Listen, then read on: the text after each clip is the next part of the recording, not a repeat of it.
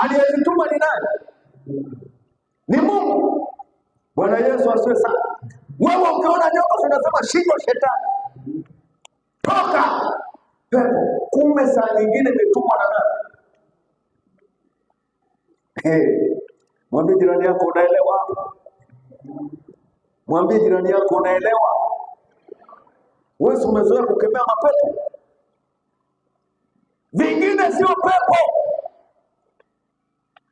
Nyoka Bwana ndiye aliyezituma za moto, majoka mekundu yakaja yakawang'ata watu. Watu gani? Wale waliokuwa wakinung'unika.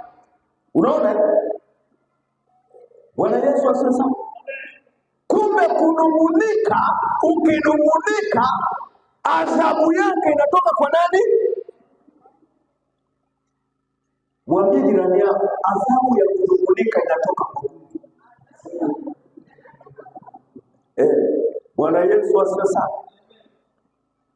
Unaponung'unika ndani ya moyo wako, unaponung'unika kwa watu, unaponung'unika, Bwana Mungu anakasirika. Kwa nini unung'unike? Wengine wamezoea dhambi. Ukizini ni dhambi, ukinywa pombe ni dhambi, ukiiba ni dhambi. Si ndio hivyo? Bwana Yesu asifiwe sana. Kwani hata kwenye amri 10 kuna dhambi ya kunung'unika? Si hamna? Kwa hiyo anashika amri 10 alafu ananung'unika tena mbinguni. Haendi. Kunung'unika. Japo amri 10 hazifikishi mbinguni, zinafikisha wapi?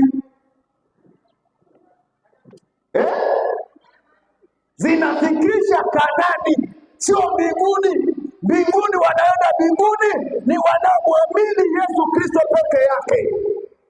Lakini amri 10 kazi yake ni wapi? Kanaani.